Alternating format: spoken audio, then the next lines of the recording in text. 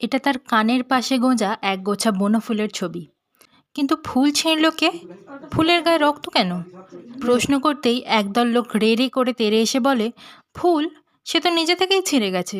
আরেক দল বলে, ফুলের দোষ, সে রাতের নিকষ অন্ধকারে অমন সাদা হলুদ উজ্জ্বল রঙে ফুটবে কেন?